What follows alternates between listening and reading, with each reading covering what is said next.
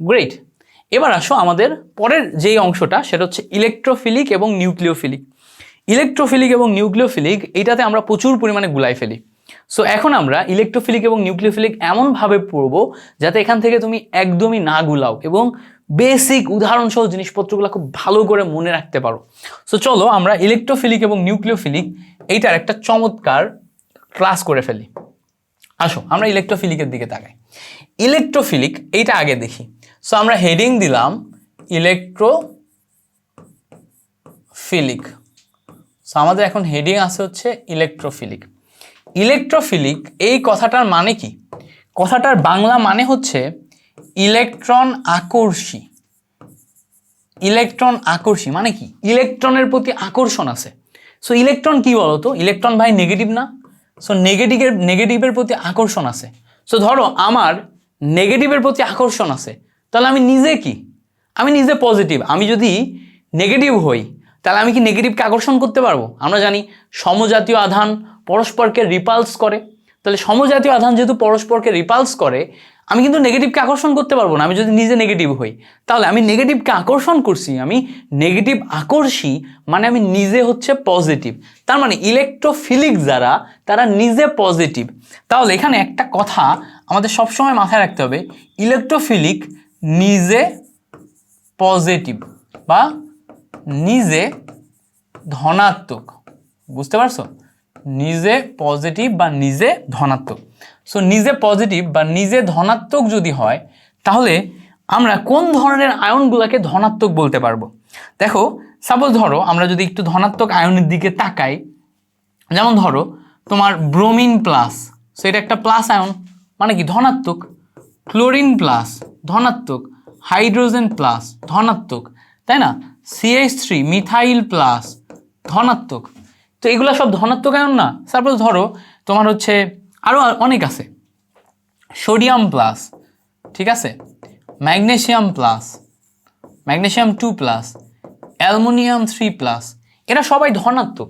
So যারা ধনাত্মক তারা নিজে ধনাত্মক হওয়ার কারণে ইলেকট্রনকে আকর্ষণ করে, ইলেকট্রন আকর্ষী হয়। তাহলে সে নিজে ধনাত্মক হওয়ার কারণে সে ইলেকট্রোফিলিক। তাহলে নিচের কোনটি ইলেকট্রোফিলিক হইলে খুঁজতে হবে যে কোনগুলা ধনাত্মক। ইলেকট্রন কথাটা দেখে মাইনাসে যাওয়া যাবে না, খুঁজতে হবে কোনগুলা ধনাত্মক। এখন ইলেকট্রোফিলিক হওয়ার ক্ষেত্রে দুই ধরনের ইলেকট্রোফিলিক হয়।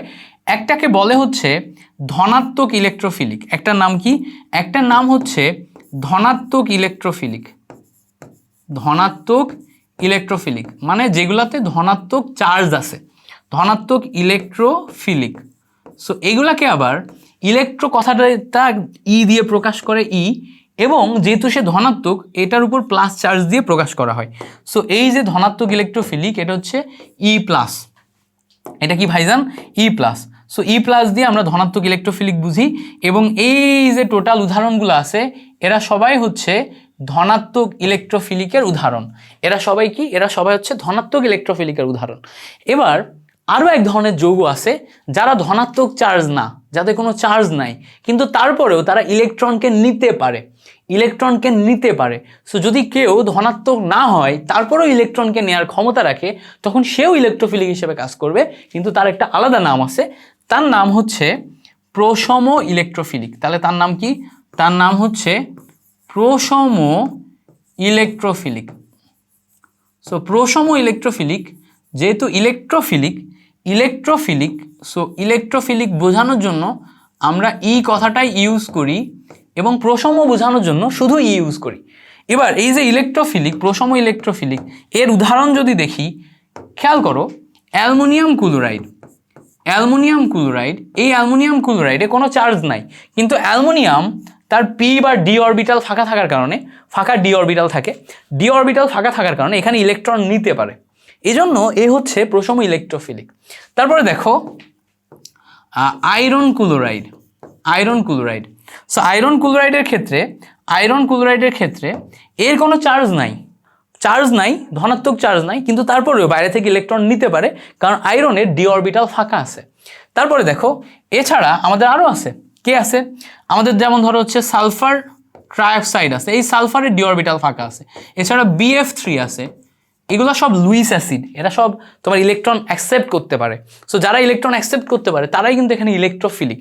সো এই ইলেকট্রোফিলিকগুলো ইলেকট্রন অ্যাকসেপ্ট করতে পারে। তুমি এখন বলবা ভাই এইটাতে তো হচ্ছে ডি অরবিটাল নাই, পি অরবিটাল আছে, পি অরবিটাল ফাঁকা আছে, দ্যাটস ওয়াই সে ইলেকট্রন গ্রহণ করতে পারে। সো ইলেকট্রন গ্রহণ করতে পারার কারণে এরা সবাই এখানে ইলেকট্রোফিলিক হিসেবে কাজ করে।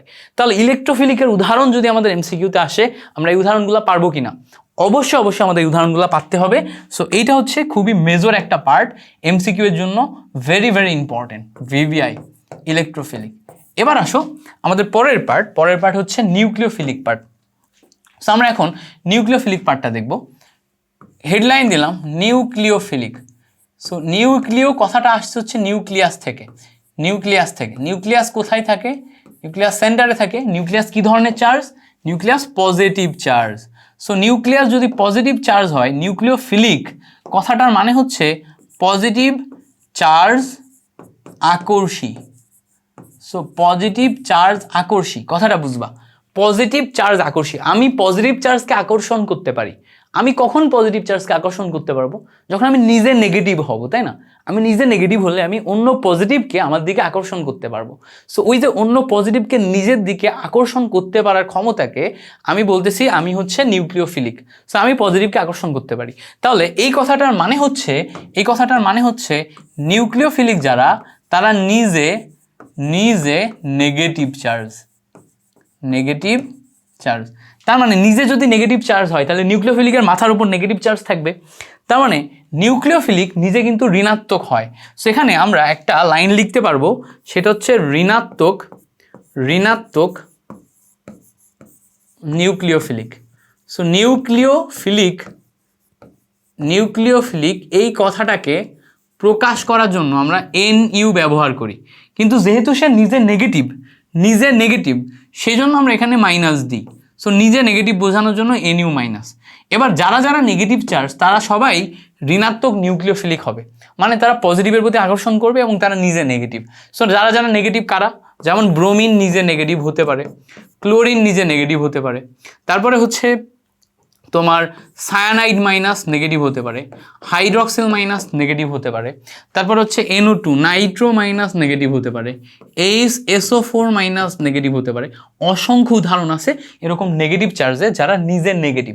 সো নিজে যদি নেগেটিভ হয় তাহলে তারা পজিটিভের প্রতি আকর্ষণ করবে, আর পজিটিভের প্রতি যদি আকর্ষণ করে তাহলে তারা হচ্ছে ঋণাত্মক নিউক্লিওফিলিক। এবার কিছু চার্জ এরকম থাকবে যাদের কোনো চার্জ নাই, কিছু যৌগ এরকম থাকবে যাদের কোনো চার্জ নাই, কিন্তু তারা নিউক্লিয়াসকে আকর্ষণ করতে পারে, কারণ তাদের কাছে এক্সট্রা ইলেকট্রন আছে। এক্সট্রা ইলেকট্রন যুক্ত এরকম কিছু যৌগ যদি আমরা দেখি, যেমন ধরো এক্সট্রা ইলেকট্রন যুক্ত এরকম যৌগ যেমন হচ্ছে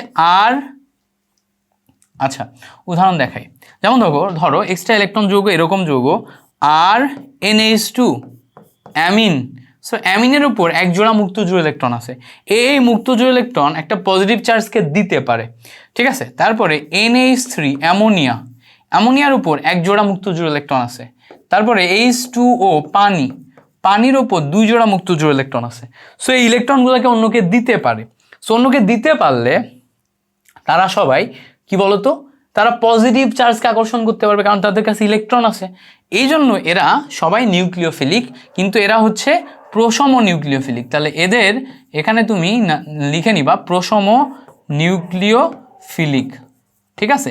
সো প্রশম নিউক্লিওফিলিককে শুধু NU দিয়ে প্রকাশ করা হয়। সো এই টাইপের উদাহরণগুলো আমাদের মনে রাখতে হবে। এছাড়া অ্যালকোহলে ROH থাকে, এই অক্সিজেনের উপর তোমার মুক্তজোড় ইলেকট্রন থাকে, এজন্য এটাও কিন্তু আমাদের প্রশম কি বলতো নিউক্লিওফিলিক। সো আশা করি এই জায়গাতে প্রত্যেকটা জিনিস আমাদের ক্লিয়ার হয়ে গেছে। আমাদের এই জায়গাটা একদম ক্লিয়ার, এবং এই জায়গা থেকে যদি MCQ আসে আমরা পারবো। এই এক স্লাইডের ভিতর থেকেই তুমি MCQ পাবা, গ্যারান্টেড MCQ পাবা, গ্যারান্টেড।